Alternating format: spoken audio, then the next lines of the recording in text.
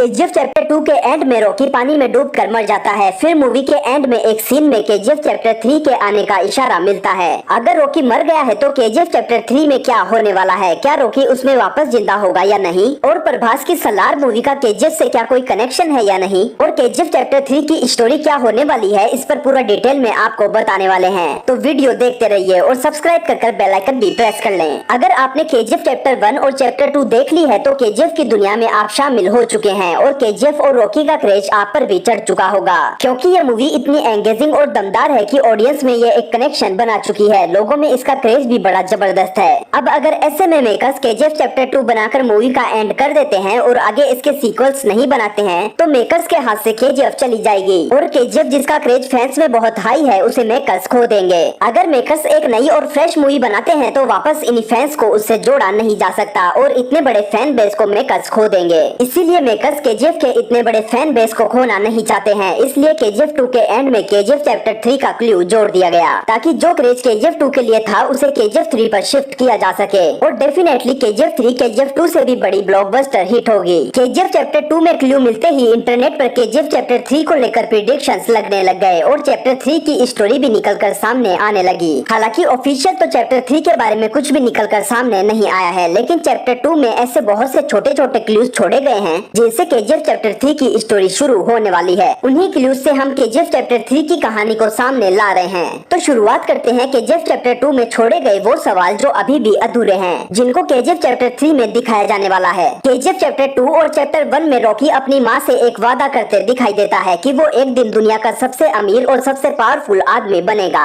लेकिन केजीएफ 2 में रॉकी केवल भारत का ही सबसे पावरफुल क्रिमिनल बना था, दुनिया का नहीं। तो यहाँ जवाब मिलता है कि रॉकी का वादा अभी भी अधूरा है। वहीं केजीएफ चैप्टर 2 में रॉकी अपनी माँ को पूरी दुनिया का सोना ला कर देने का वादा करता है, लेकिन केजीएफ 2 में रॉकी केवल भारत के केजीएफ का ही सोना हासिल कर पाता है। इसलिए अपनी माँ से किए गए ये 2 वादे पूरे किए बिना रॉकी मर तो नहीं सकता। अब आप ही सोचिए कि इतना बड़ा पावरफुल क्रिमिनल रॉकी जो कभी हार नहीं मानता और काफी ज्यादा एडवांस माइंड रखता है, वो आखिर केजीएफ 2 में इतनी आसानी से कैसे मर सकता है? क्या ये बात आपको हजम हो सकती है? अगर आपने गौर किया हो तो केजीएफ 2 में रॉकी को पानी में डूबते हुए ही दिखाया जाता है, मरते हुए नहीं। लेकिन 20,000 फीट से भी ज्यादा गहराई के समुद्र से रॉकी बचकर कैसे निकलने वाला है, इसका जवाब भी आपको आगे मिलने वाला है। केजीएफ 2 में एक बड़ा इशारा ये भी देखने को मिला है कि रॉकी शिप पर जाते वक्त इंडियन आर्मी को जो फैक्ट्स भेजता है, सेम वही फैक्ट्स अमेरिकन और इंडोनेशियंस को भी भेजता है और इंटरनेशनल वाटर में रॉकी के पीछे अमेरिकन और इंडोनेशियंस की नेवी भी पड़ जाती है, लेकिन इसके बारे में मूवी में ज्यादा कुछ नहीं दिखाया जाता।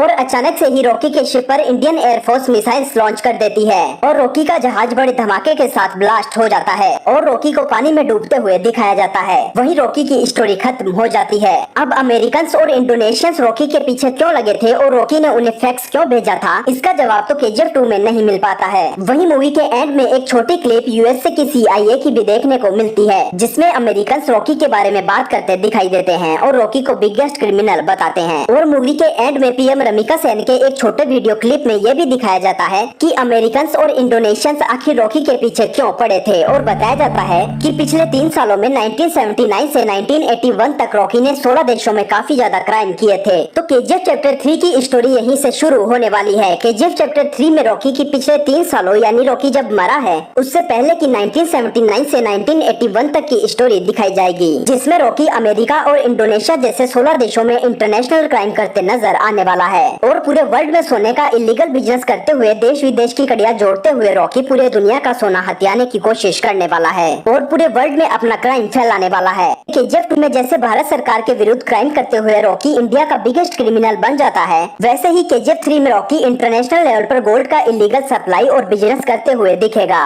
और इनायत खलील जो केजीएफ 2 में जिंदा बचा हुआ था उसकी एंट्री केजीएफ 3 में भी होने वाली है और हो सकता है कि केजीएफ 3 में इनायत खलील रॉकी के हाथों मारा जाए। केजीएफ चैप्टर 3 में इंडिया, यूएसए और इंडोनेशिया जैसे 16 देशों के बीच जंग छिड़ सकती है। तो केजीएफ चैप्टर 3 चैप्टर 2 के मुकाबले काफी ज्यादा महंगी और बड़े स्केल की मूवी होने वाली है, क्योंकि रॉकी मूवी में इंटरनेशनल लेवल पर फॉरेन कंट्रीज की शूटिंग दिखाई जाने वाली है, जो पूरी तरह हॉलीवुड स्टाइल में शूट होगी और मूवी में एक्शंस और वीएफएक्स भी बहुत ज्यादा टॉप रेटेड देखने को मिलने वाले हैं। अब यहाँ बड़े अनुमान ये भी लगाए जा रहे हैं कि केजीएफ चैप्टर 3 में रॉकी पानी में डूबता नहीं है, बल्कि पानी से बचकर निकल जाता है। अब रॉकी इतने गहरे पानी से बचकर कैसे निकलने वाला है, ये भी जानने की कोशिश करते हैं। जब रॉकी पानी में डूबता है और वहाँ अमेरिकन और इंडोनेशियंस की नेवी रॉकी के पीछे आती है, तो यहाँ प्रिडिक्शन ये लगाए जा रहे हैं कि केजीएफ चैप्टर 3 में रॉकी जिंदा बच निकलता है, क्योंकि जब रॉकी का जहाज ब्लास्ट होता है तो रॉकी मरता नहीं है, केवल उसे पानी में डूबते हुए ही दिखाया जाता है। और मूवी में ये बोलते हुए भी लास्ट सीन में बताया जाता है कि जहाँ रॉकी डूबता है वहाँ गहराई 20,000 फीट से ज्यादा है, जहाँ से इंडियन नेवी के हाथ कुछ भी नहीं लगता, मतलब कि रॉकी की डेड बॉडी भी उन्हें नहीं मिलती। और वहाँ से रॉकी को अमेरिकन सी पनडुब्बी के जरिए बाहर ले जाते हैं और इस तरह रॉकी जिंदा बच निकलता है। इसीलिए पूरी प्लानिंग से केजीएफ 2 के एंड में रॉकी अपने दिमाग का यूज करते हुए पूरी सूझबूझ से अमेरिकन और इंडोनेशियंस को फैक्स भेजकर बुलाता है, ताकि रॉकी वहाँ से किसी तरह बचकर निकल सके। और इसी तरह रॉकी की स्टोरी केजीएफ 3 में आगे बढ़ने वाली है। तो केजीएफ चैप्टर 3 बहुत बड़े लेवल की मूवी होने वाली है, जिसमें अब तक दिखाए गए रॉकी को और भी ज्यादा बड़ा पावरफुल क्रिमिनल दिखाया जाएगा, जिसका खौफ पूरे वर्ल्ड में देखने को मिलेगा। और रॉकी कैसे अपनी माँ से किए गए वादे को कि वो एक दिन दुनिया का सबसे अमीर और पावरफुल आदमी बनेगा, उसे पूरा करते हुए दिखाई देने वाला है। वहीं कुछ खबरें प्रभास की आने वाली सलार मूवी की भी निकल कर आ रही है कि सलार मूवी का कनेक्शन केजीएफ से हो सकता है। केजीएफ 2 में जो छोटा लड़का फरमान अधीरा को पुल पार करने से रोकता है और अधीरा उसे मार देता है, लेकिन क्लियरली उसे मरते हुए नहीं दिखाया जाता और उसकी माँ को उसकी डेड बॉडी भी नहीं दिखाई जाती है, वो लड़का जिंदा बचा हुआ है। और प्रभास सलार मूवी में इसी बच्चे का रोल निभा रहे हैं कि कैसे वो जिंदा बचा है। और रॉकी का फैन ये छोटा लड़का फरमान रॉकी के ही नक्शे कदम पर चलते हुए एक बड़ा क्रिमिनल बन जाता है। और प्रभास सलार में इसी बच्चे का रोल निभाते हुए खौफ फैलाने वाले हैं। सलार में भी केजीएफ की तरह ही विजुअल्स, वीएफएक्स और सिनेमेटोग्राफी देखने को मिलने वाली है, जिसमें रॉकी के भी कुछ सीन्स हो सकते हैं। बहुत सी सिमिलरिटीज केजीएफ और सलार मूवी में देखने को मिल रही है। केजीएफ और सलार दोनों मूवी के डायरेक्टर और राइटर प्रशांत नील ही हैं। वहीं मूवी के प्रोड्यूसर और प्रोडक्शन कंपनी भी सेम ही है।